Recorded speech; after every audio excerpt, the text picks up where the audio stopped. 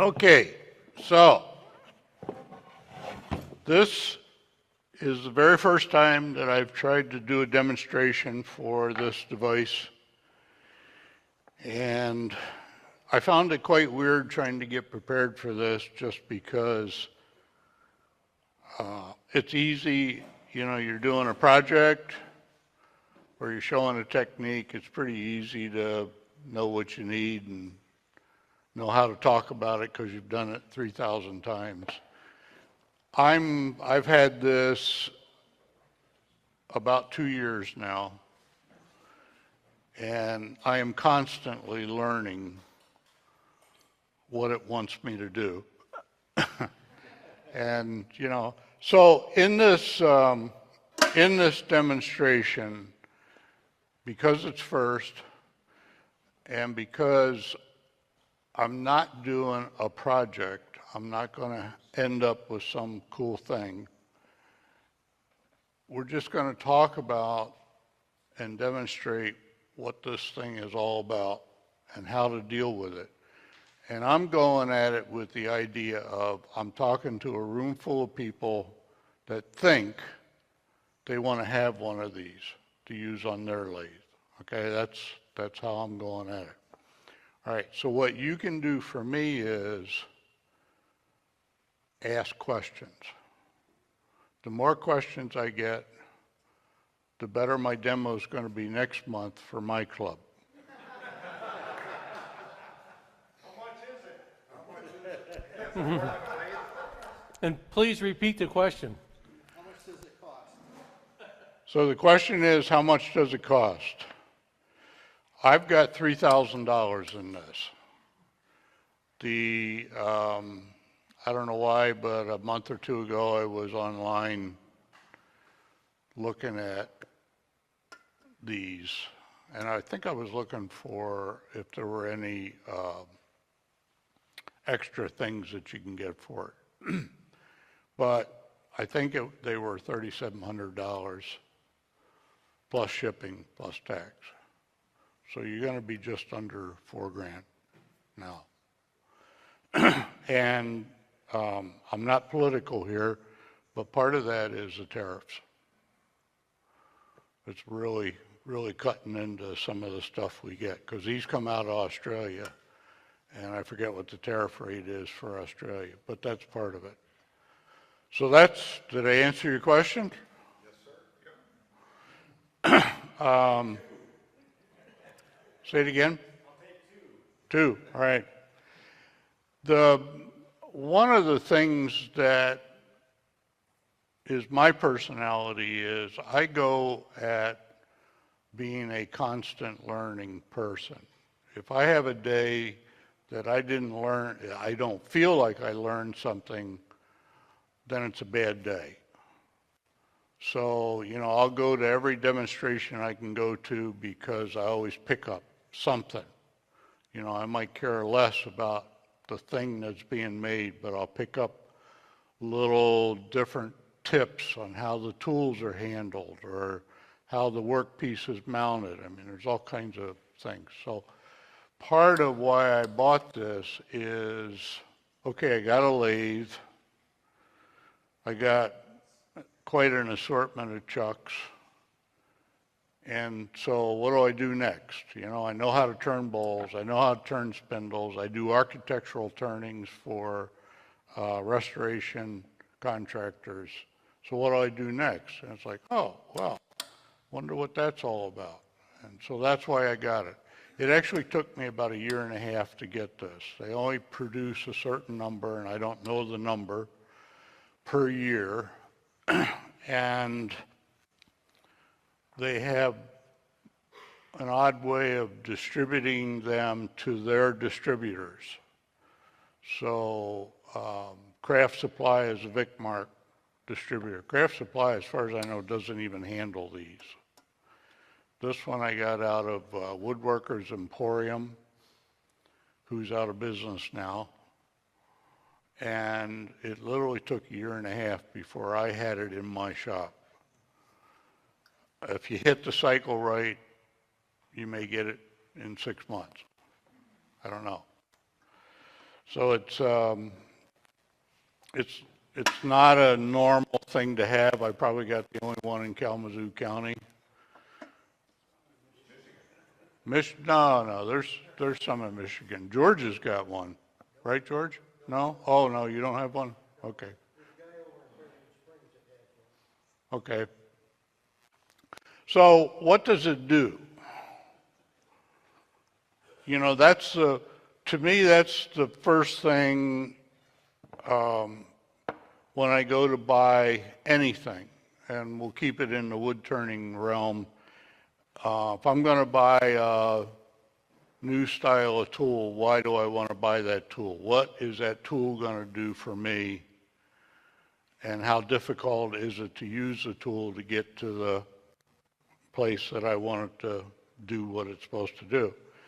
So this thing literally will create this shape. Now I can change the shape.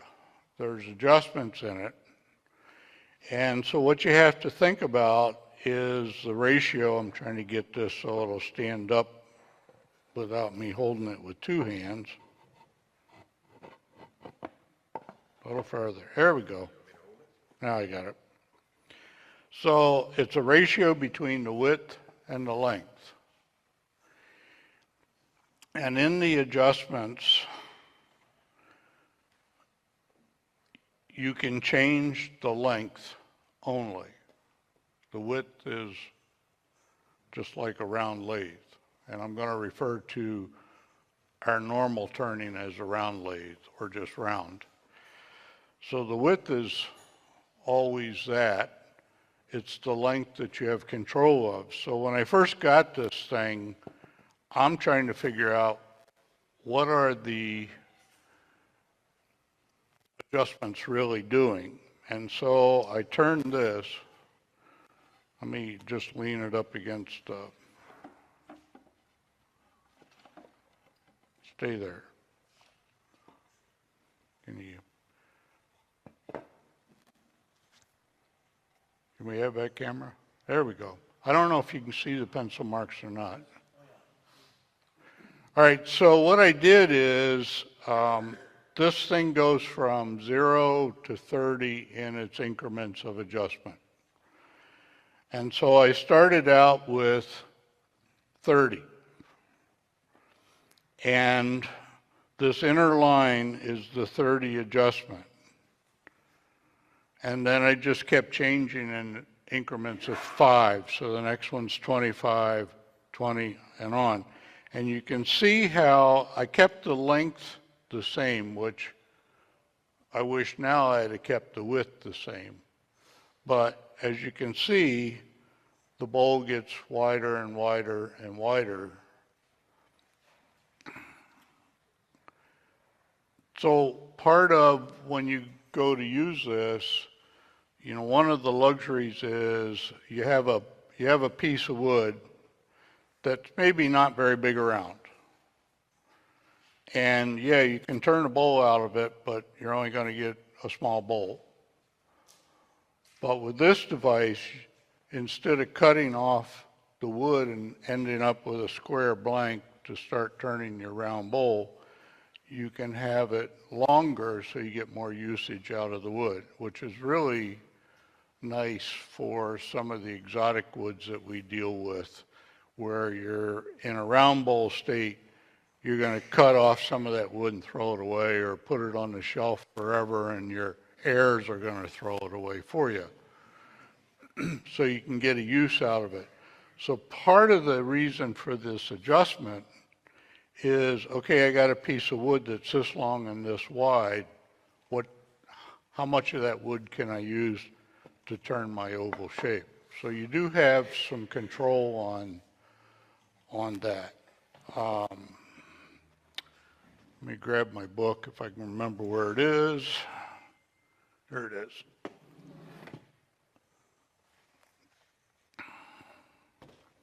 So as I go through the adjustments, it really boils down to, if you kept the width the same, the adjustments change the length. And so an adjustment of 5, which is this one that's way out here, the machine is adding 3/4 of an inch to the width. So if you had a 10-inch wide piece of wood, you get a 10 3/4 inch length oval. And that goes all the way to the maximum, which will give you 4 3/4 inch length more than the width. You get out, go ahead. I'm sorry. When you get out to the extreme, somebody needs to be muted. When you get out to the extreme and you're cutting the wood, it's a wild ride, and I'll get into that a little later on. So that's what the machine does.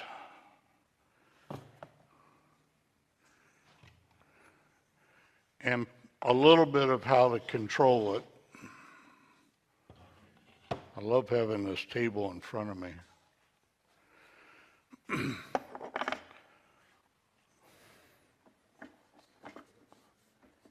What'd you guys think of it? Came up here and looked under the hood. Can we show the folks on the internet?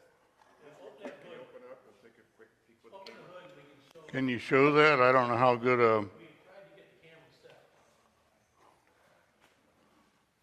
Yeah, you got it. There you go. Both of them are good. That's actually a better shot, I think. So,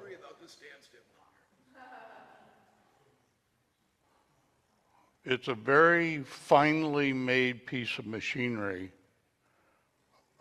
All the Vicmarc stuff, you guys that use Vicmarc chucks probably realize how nice those chucks are.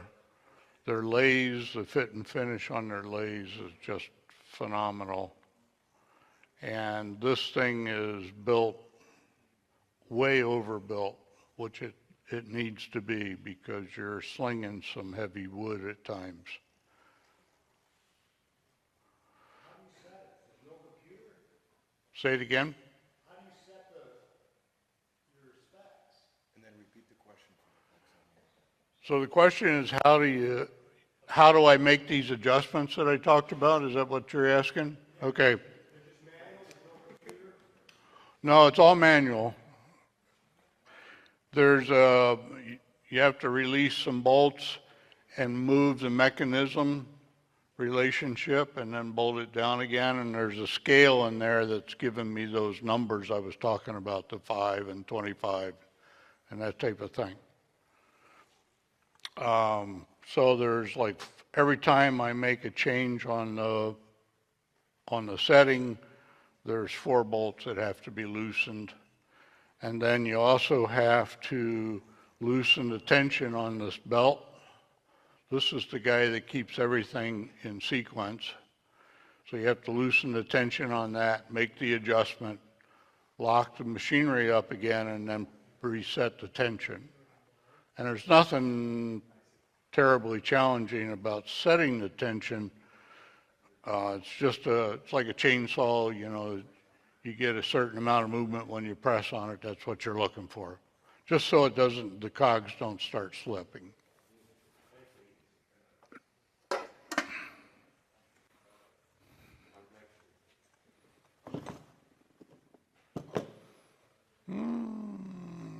Where'd they go? Here we are.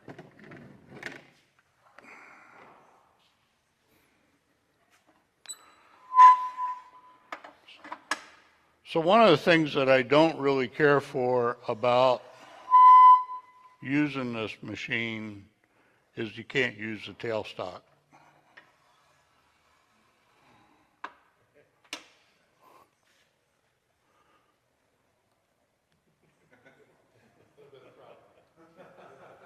So you can't count on the insurance policy of the tailstock. Everything, you're using faceplates with the workpiece screwed on, or you're using scroll chucks, and you want to make sure you've got a good hold on your workpiece because there's no tailstock support. So when I'm using this on my lathe, I literally take the tailstock off because it's just in the way. So what I want to show here,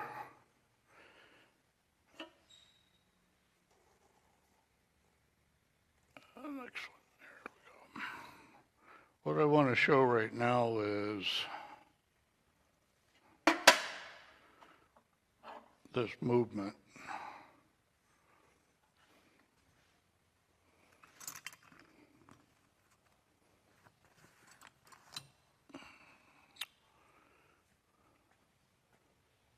Wow, somebody has speed turned all the way up. Let's see what it's going to do. Now on my robust, it'll go down to a pretty slow speed. I don't know about this lathe.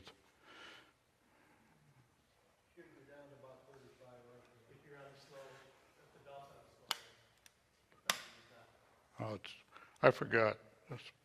You have to have some, there we go.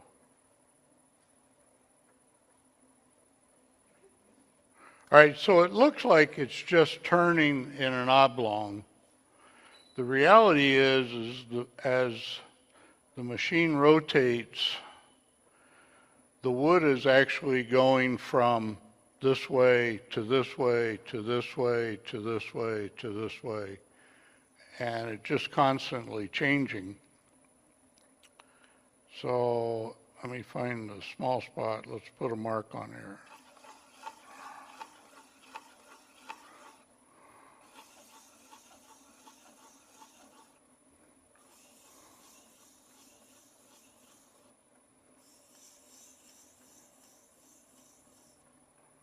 And I'll even get close to center.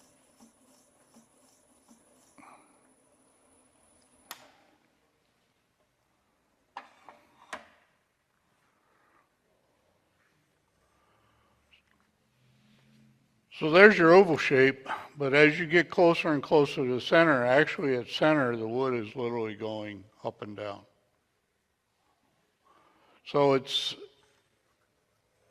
if you're hollowing a bowl and you're doing it on the VOD, you end up with something in the center like that, and as you try to cut that out, that becomes a challenge because your gouge will no longer work because the wood's going up and down. Look at the, What do you want? looking at the camera, and it looks, so is this, if you took the center axis of this small one, Yeah, it doesn't meet the center axis of the next one, does it? And then this one is a little farther off. They're all off just a little bit. Okay, it's not the camera. There's a rotation to it. Okay. I did that on purpose for you, Doug. Okay, thanks. Just to warp your mind. So the first thing you do when you want to turn a blank is, I'll dig it out in a bit, is you put a tenon on one end and a tenon on the other end, or a mortise. And most of the time I use a mortise on the, we'll call it the top side of the bowl, because I'm going to waste this wood out anyhow. And so I don't want to waste another 3/8 of an inch for another tenon. I'll just hollow it out with a mortise. And then you do that on a round lathe. So if you only have one lathe, you have to do that before you put this on your lathe. And the reason you want to do it on the round lathe is your chuck has to have something round. And it's also a lot easier. And you'll also get concentric positioning of those two mountings, which is important. All right. What's the purpose of the inside, not turning the other side of it? So you can turn the outside of the door, or? That's a good question, Tom. Question is, what's what's the purpose of the mortise? Let me grab a blank. I brought 2 blanks with me today. One that will get ready and one that is ready.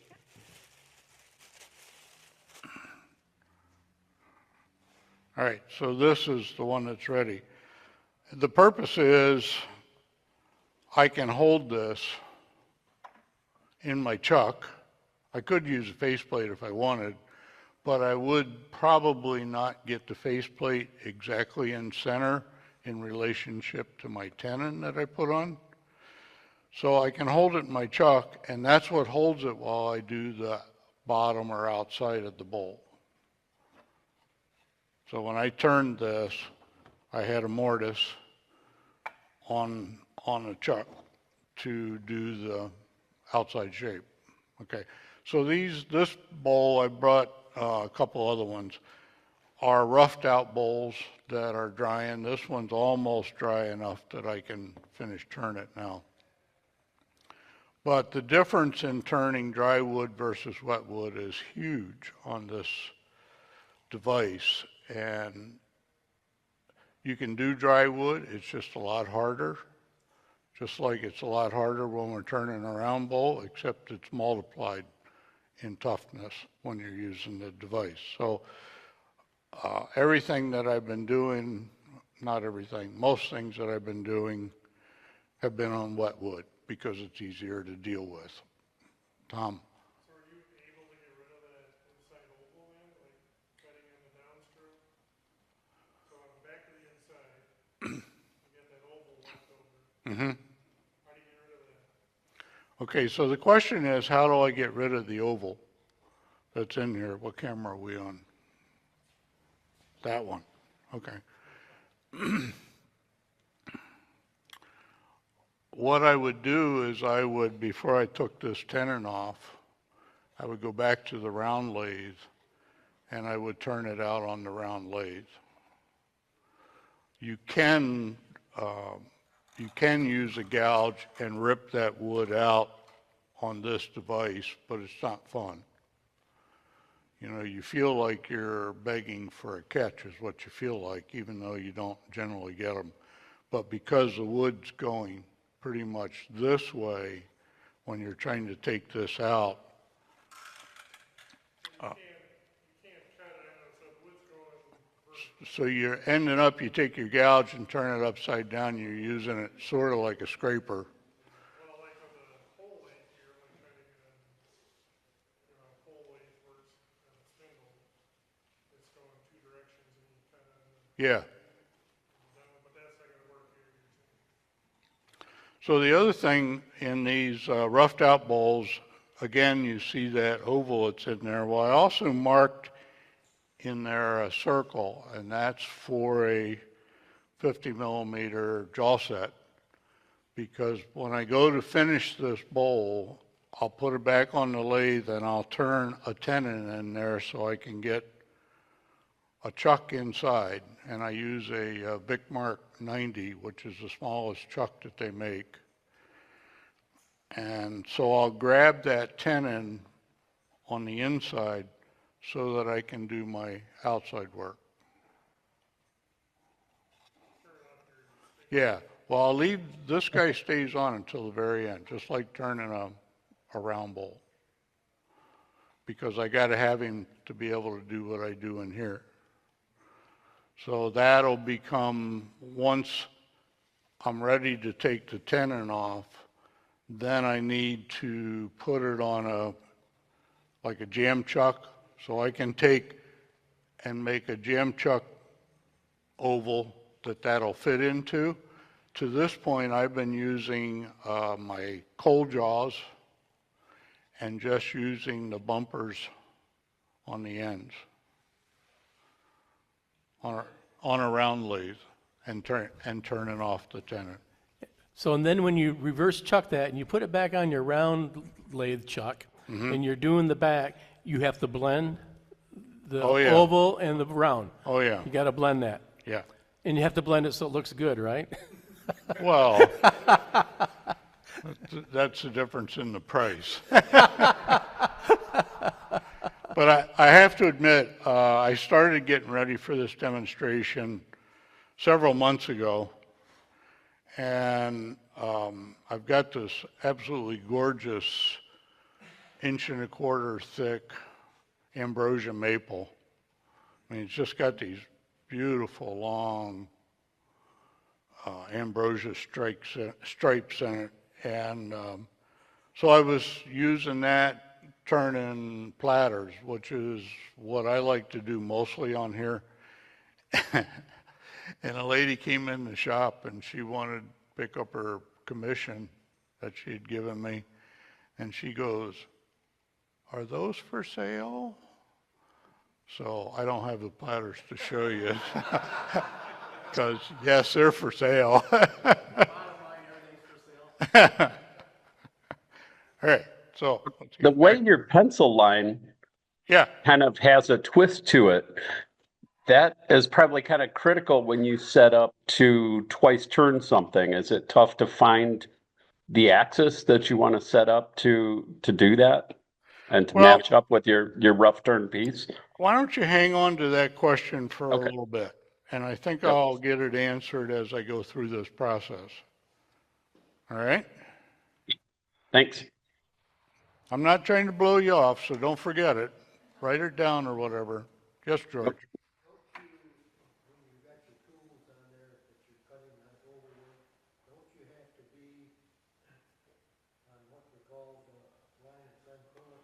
George, come on up. You can do this.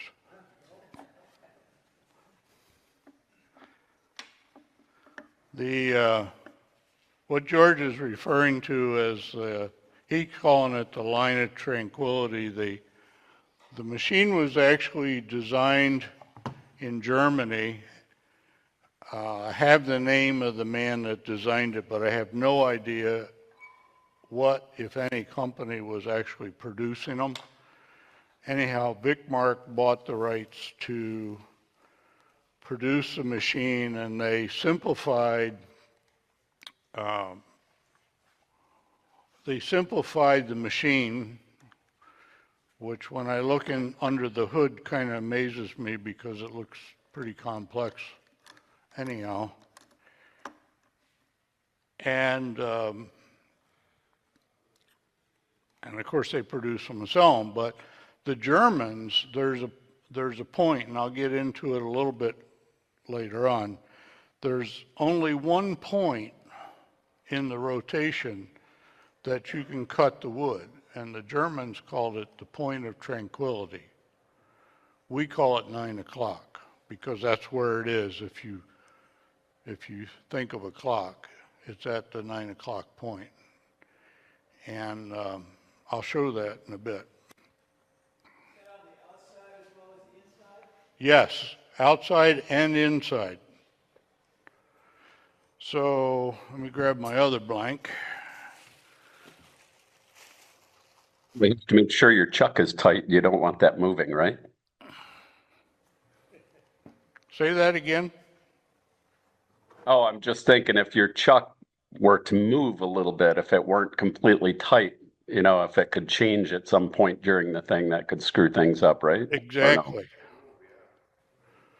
So one of the things that I like to use to mount bowl blanks is a screw chuck. It's quick and easy. I use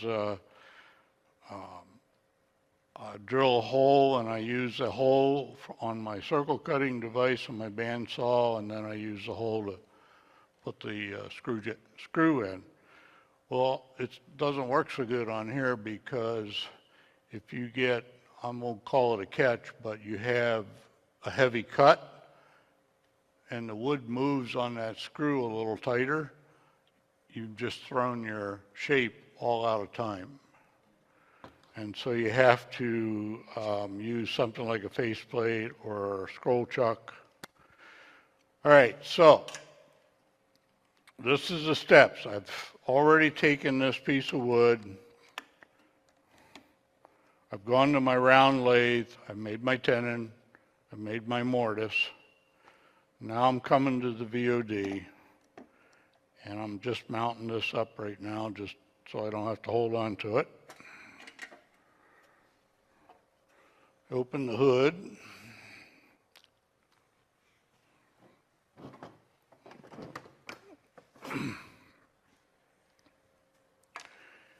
And the device needs to rotate to the point of tranquility, which is right there. If I let go of it, well, it's not going to move on this lathe. On my lathe, it drifts.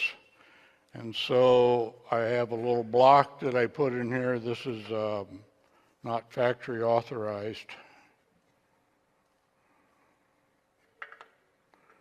but it helps me get the same timing point every time. And I clamp that in. And I don't know if you're...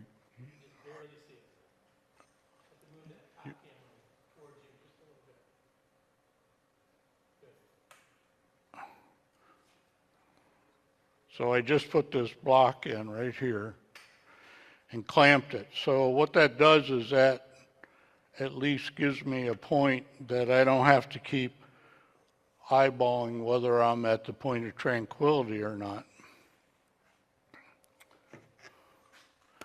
And then, Is there a notch on that faceplate in there that shows you it? I guess I don't quite. there's a little dimple in Zoom, here. oh, okay, there it is. Show us that. Right, yeah, right there. You can see it at the end of my finger. Okay. That's the marking for the timing.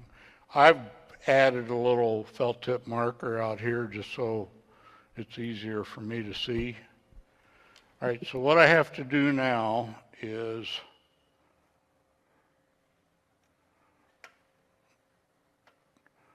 on all my blanks, or all the blanks that you put on, you put a line on it that goes all the way around. I only have this one marked on this face right now. And this is referred to as the master line. And what you want to have when you're at the point of tranquility, which we are, is you want to have the master line being run vertical. And I'm off a little bit, so just going to slip that a little. I probably went too far.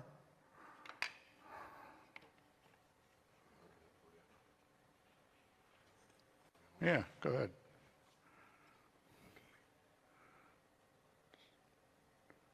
So I need to get, yep, a little bit more, right there.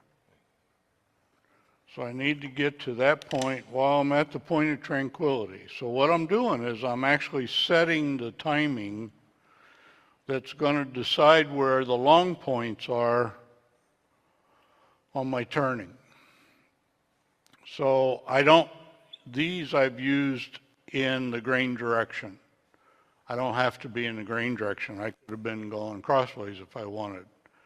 But what that does is that I'm setting the workpiece to the timing of the machine to put my long points where I want them. Pretty simple. So I've got two lines on this, and the reason I did that is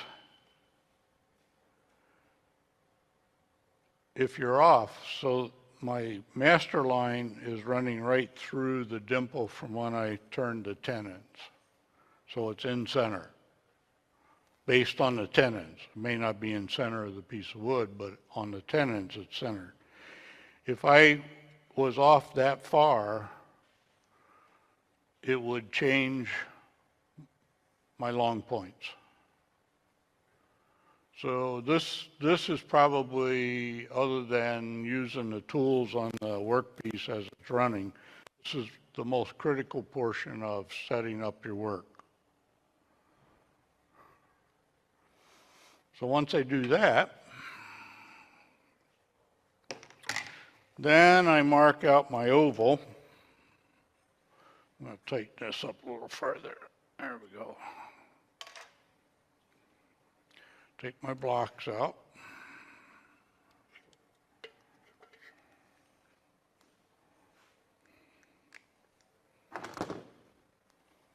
Just like turning a bowl on a round lathe, right?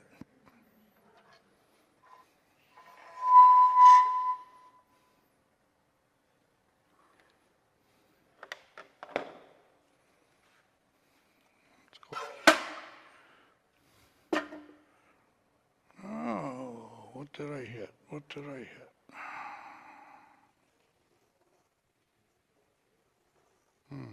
I'm hitting maybe the banjo.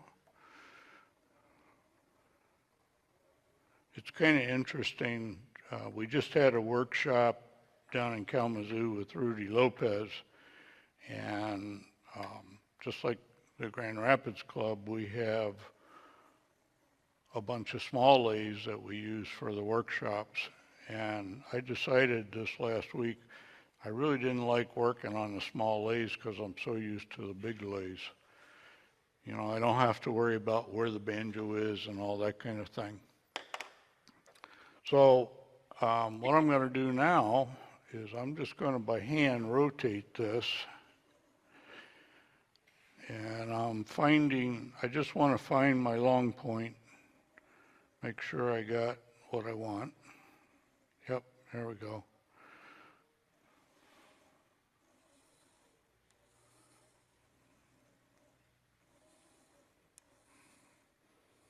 Doug, do you see why I didn't want to do the demo right away? And every time I make a turning, I learn something new about what this machine wants from me. So there's my oval. And what I would do now is I would take it off the lathe. And if you humor me for a second, somebody sing a song.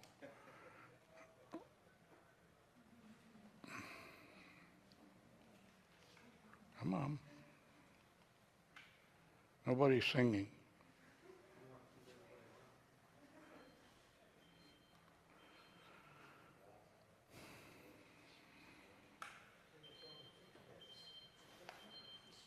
Okay.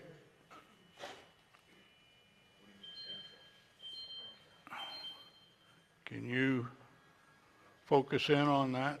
And you got it.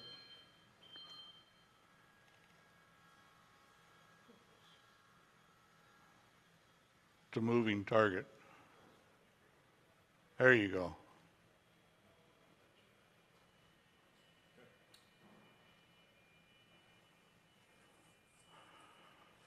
So I'm taking the blank to the, you can't hear the sound. Let me turn the sound up. So I'm going to cut the waste away. And what I'm showing there is because I'm sitting on a tenon, it's not stable, and you don't want to go to the bandsaw and have a piece that's not stable. So there's my very expensive, highly designed solution for that,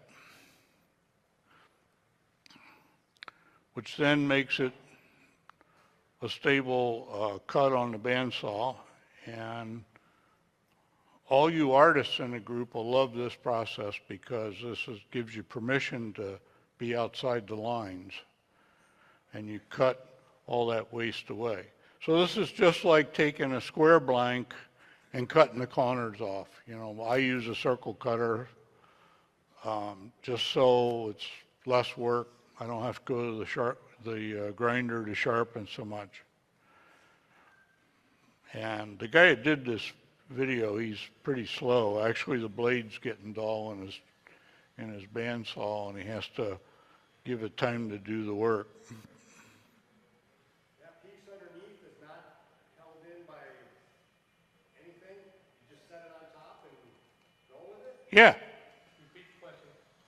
The question is the highly designed tool that I'm using to hold the blank. I think this is what you're asking. There it is, or one of them. I just set it in there, and that gives enough support to be able to keep the blank stable for the bandsaw. It's very similar to not taking something that's round and cutting across the round on a bandsaw, because if the blade overbites and pulls it down, there's a possibility you're going to break your blade. And then you got a loose bandsaw blade coming at you. So that's what that's all about. So we've been to the bandsaw, we've cut our piece round, and there it is. So now I take the master line and I draw it all the way around the piece. And that's so I can get it back in time. Now you notice when the guy did this blank, he didn't put a master line on it. So it's going to be a little bit of a challenge getting this back in time so that I'm still cutting the same shape.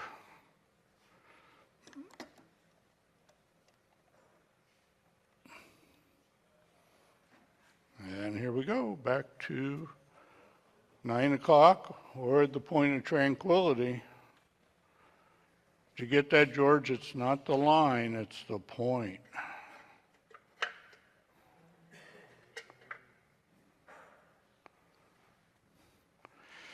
So a lot of this demonstration that I'm doing is styled right after a video that Dale Larson did for, Dale is out in Oregon, and he did a video probably 8 or so years ago. I know his VOD is an older style one. Something with a smaller.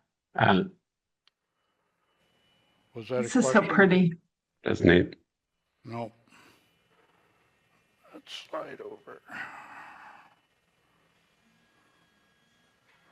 I'm off. There we go.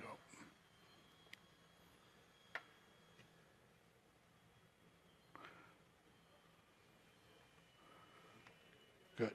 Thank you. There are adjustments that you can do in the machine that does the same thing here, but I found this is much easier to just use a square and get it lined up.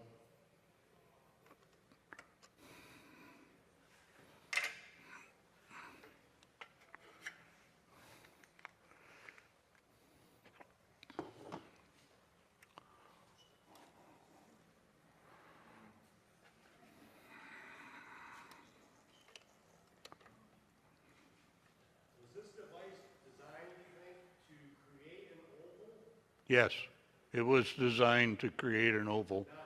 Be able to turn more wood and be more efficient?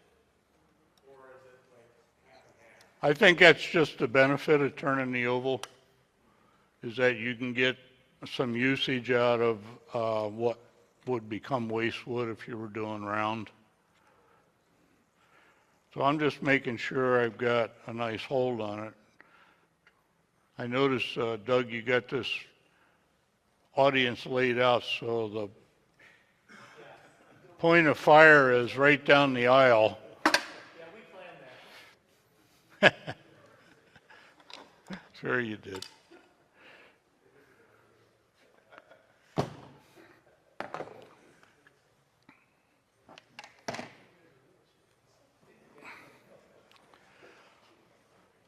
So when it comes to actually turning the wood, it's really kind of interesting.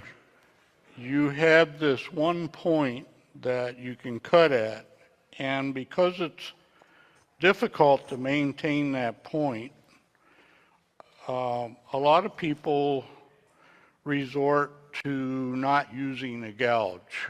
One of the simplest solutions is to use a captive hollowing device, because that, you set that to cut at a certain height, and you, in this case, you would set it to cut at that 9 o'clock point, and you don't have to fight with whether you're off the line or whatever.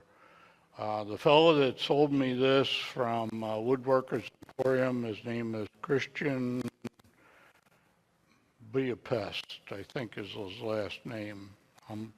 I'm sure I'm slaughtering it, but he uses, strictly uses scrapers. And so he uses a tool rest that's like a platform.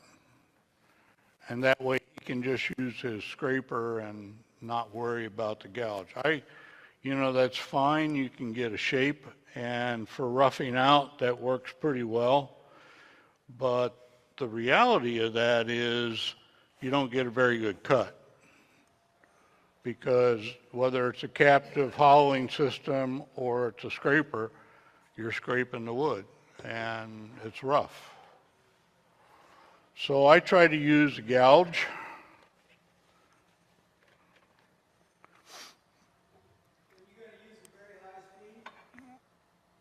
That's a great question, Charlie. Question is, do I use a high speed? The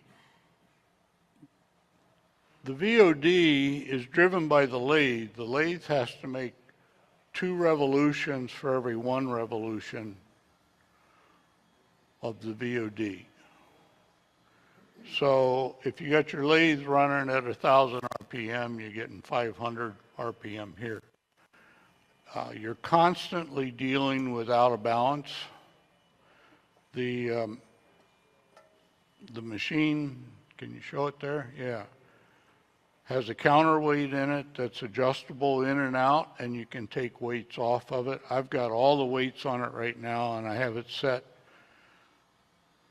towards the inside. We'll see how that works. They have a formula where you can weigh the chuck and the workpiece and figure out how many weights to have it at, but they don't tell you how to figure how far in or out. So it becomes a kind of a guessing by golly situation. And so we'll just try it. I find that most of the time when I'm turning, the VOD's running somewhere around 500 RPM, which again is kind of slow for turning bowls. I mean, the faster the wood's turning, the nicer the cut you get, and the easier it is to deal with. So let's turn this guy on and see what we get here.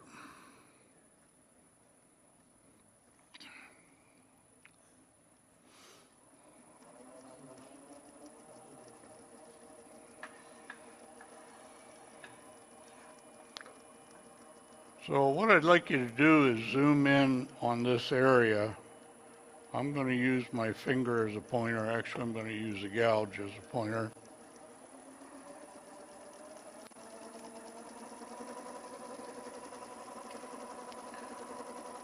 And I don't know if you can see it on the screen or not, but it looks like the point of tranquility is right about there.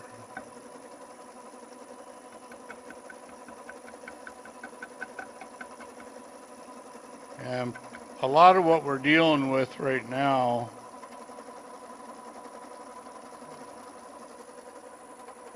that doesn't look right.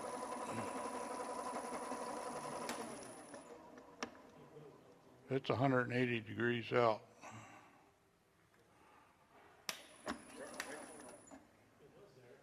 I heard that. What's going on?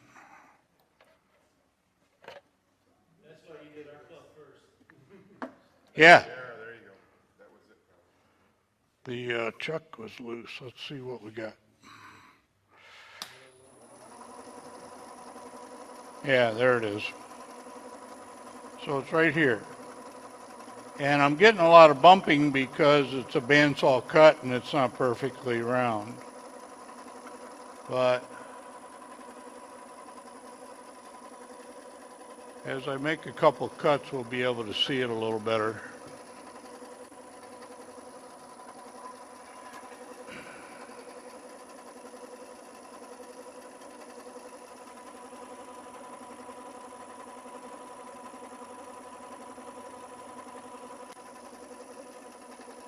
So you think of this as, when we're cutting on a round lathe,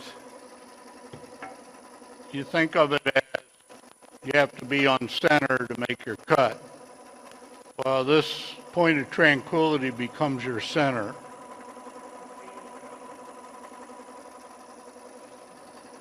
Let's see what we got.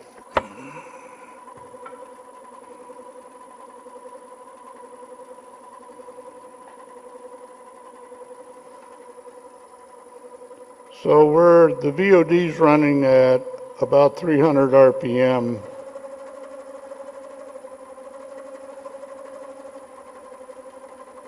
The lead's at 650 right now.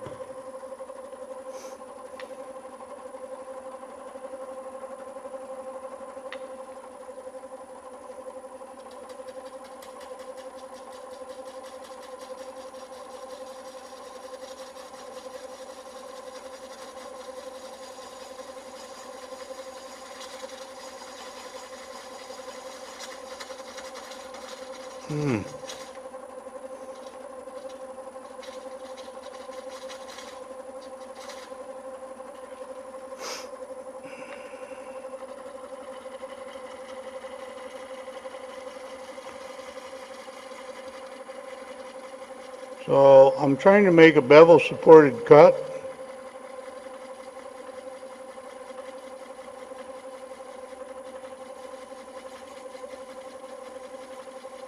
Come on.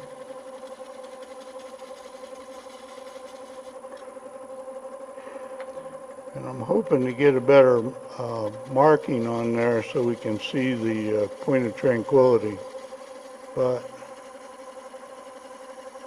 can you get a down camera? Down.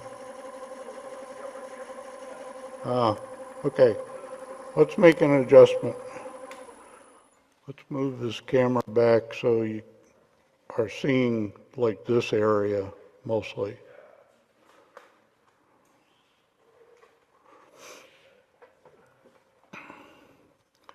Because in operation, you probably went a little far. Yeah, you went a little too far. A little more. There you go. And zoom it down while you're at it, Pete.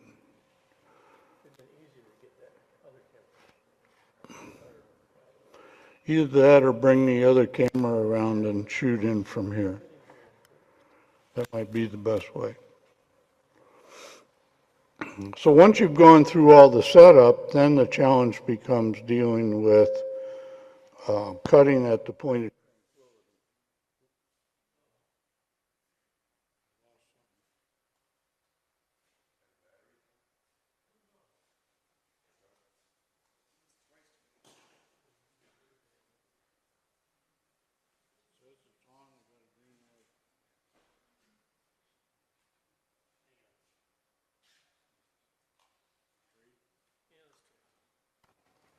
Twist. Screws out.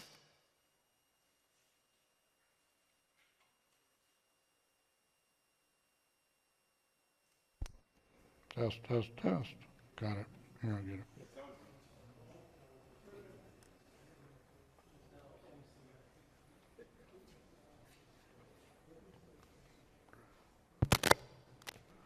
There we go.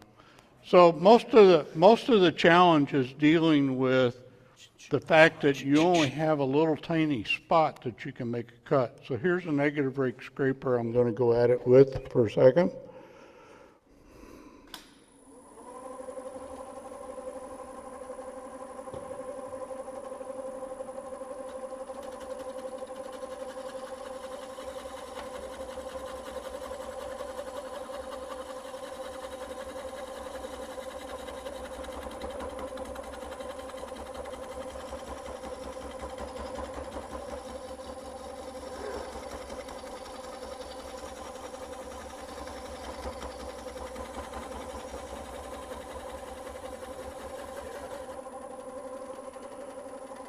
So there's a couple things going on that we're not used to, and that is the wood itself at the cutting point is changing speed constantly. So twice every revolution. It's kind of like the grain of the wood coming around on a round bowl. So as it goes past the long point, it speeds up, and as you go down the length, it slows down and then speeds up and slows down. And so that translates to me through my tool as I'm out around. It's the same, it's the same feeling you get when you first put a blank on and you're trying to round it out. You're getting this chunk, chunk, chunk. Well, the wood itself is moving,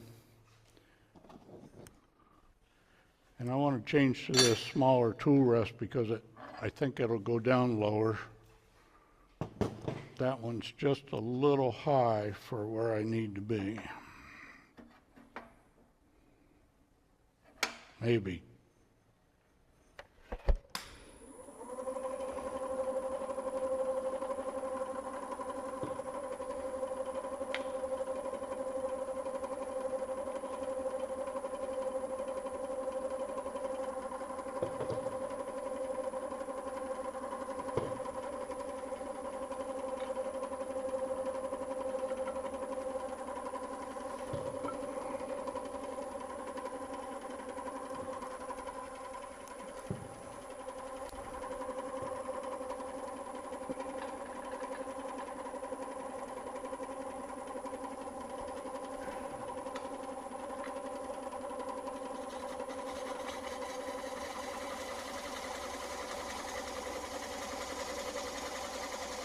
That's better.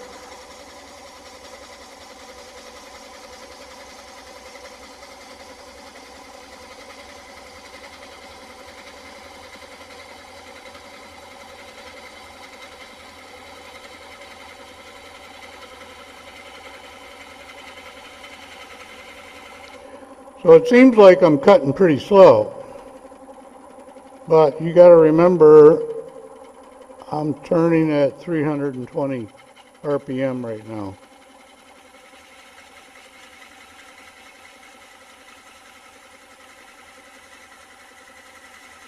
I have a fully beveled supported cut.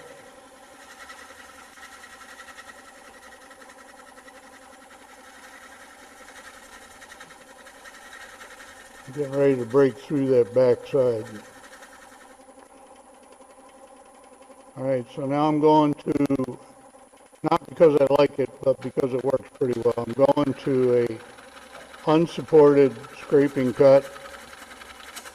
That's an oxymoron, isn't it? Scraping cut.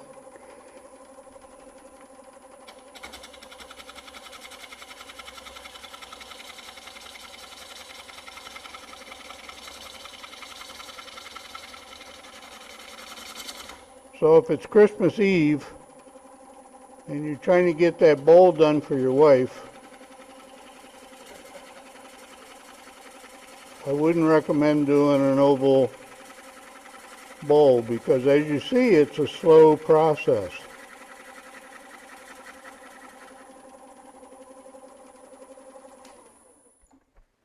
So how many of you like to use your gouge in what I call the gunslinger mode? Huh? Come on, be honest. How many? You're in trouble. Because maybe you're on the point of tranquility right here, but as you start reaching in, you come off of it. And the tool's going to give you fits. I mean, it's sort of like trying to cut the corners off a square blank when you're turning a round bowl, except you're trying to control it. I don't know if you guys can see it from here, but on the outside of the lathe, that bowl is going in and out and in and out, but up here by his banjo, It's one spot. That point of tranquility, or as Americans call it, 9 o'clock, is the only spot that I can cut. So if I was up here, I got a lot of vibration because the wood is coming at the tool in different angles based on how this is running. And it looks like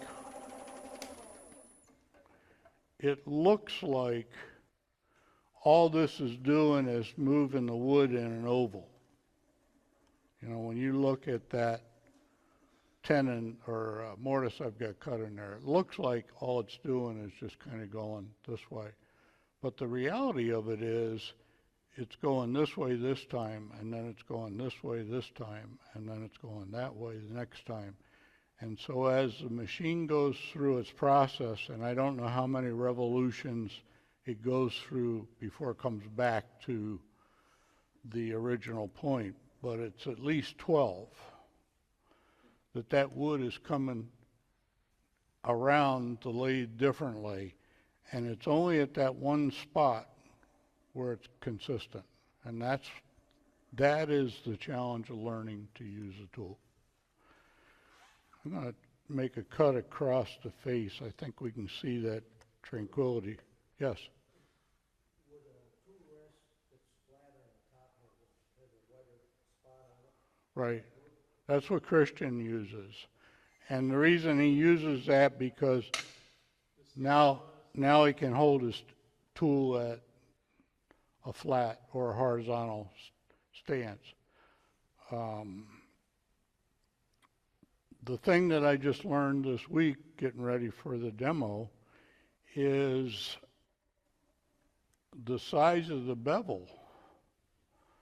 You know, I'm trying to use bevel supported cuts, and the size of the bevel affects my cut in the sense of I've got one point, literally a line, that the cutting edge can be at. Well, if I'm over here and the bevel's rubbing the wood's moving differently right below the point of tranquility.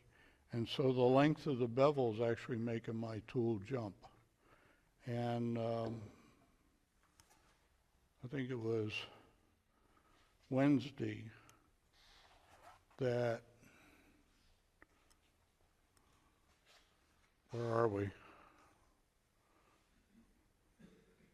That I went in and started relieving the heel on one of my tools just to see if what I thought was going on, and it was. So having a smaller bevel means I'm in contact with the wood in a smaller place, and I get less jumping. So that is the whole challenge of learning to use the machine, is dealing with that one spot that you have to cut. I want to make somewhat of a cut across the face. I think we can see it better.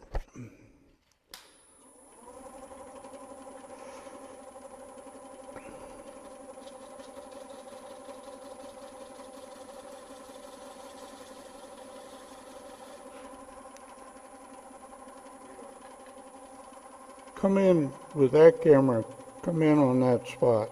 Just zoom right in on it.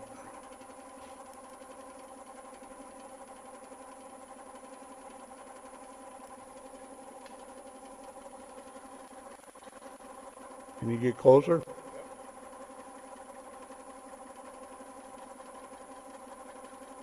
There you go. See how the wood's moving above the tool? See the shadow line?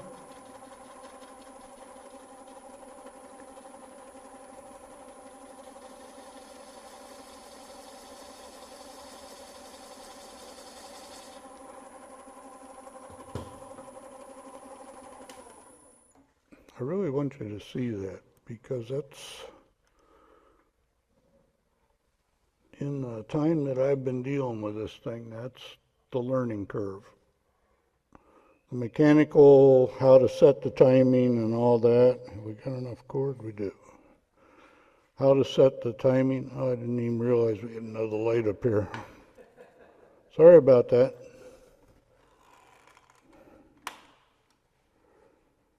Let's see if that gives us a shadow. Yeah. So I'm going to just put the tool right there is the point of tranquility. See if I can get a better shadow for you. It's above and below, but there's one little point where it's steady.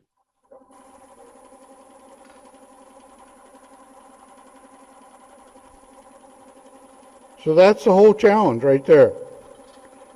Other than the fact you can't clean out the center, I'm going to go all the way across with this cut.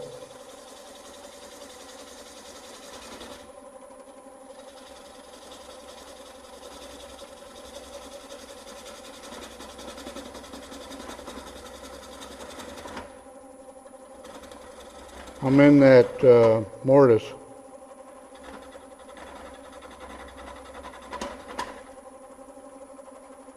Does that point change height at all as you get like smaller diameter? Because the way it twisted when you did the lines, um, it seems like maybe you'd almost need a sloped rest, or am I wrong on that? So let me tell you what I thought you asked. You're saying as I go across, maybe I could raise the tool rest and be at a different cutting point? Is that what I'm hearing? Well, the way the lines twisted, the ovals when you did just the lines marking on the face, Mm-hmm. does that change the point of tranquility because of that twisting action? Does it raise up slightly as you get a smaller diameter of your cut? Or am I just wrong on that thinking? No, it doesn't. The point of tranquility always stays the same. Okay. I understand what you're saying, but right here I'll get a...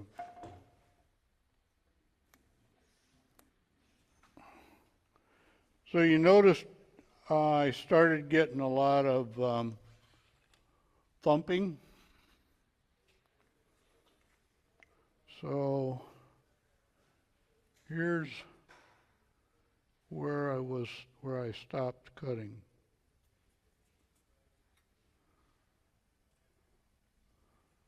That's that way because it was part of the mortise.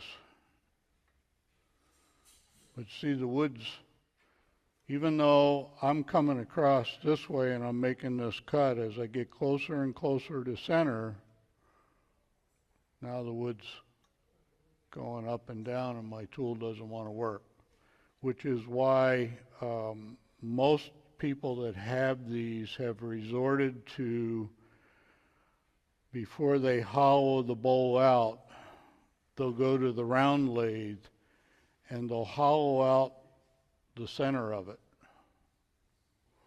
which they also use to set the wall thickness. So they'll hollow it out as big as they can and set whatever wall thickness they want to have, 3/8 of an inch, whatever. Then they come back to the VOD and they use the VOD to take out the remaining woods at the long ends. Because when you get to this point, the woods looks like it's going round, but it's going up and down. See it? And so a gouge all of a sudden becomes inefficient. And I'm sure that's why Christian uses scrapers, because as long as the wood's moving, the scraper doesn't care what the direction is. As long as it's going past the edge of the scraper, it'll take it out. Where a gouge is very specific how the wood's moving. So here I am, I'm trying to cut this,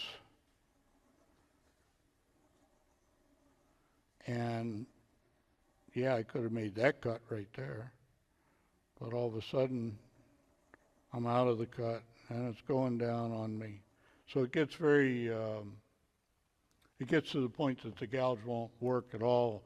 And most people end up, if they're going to use a gouge all the way through, end up rolling the tool over and doing scraping with the gouge to take out that center.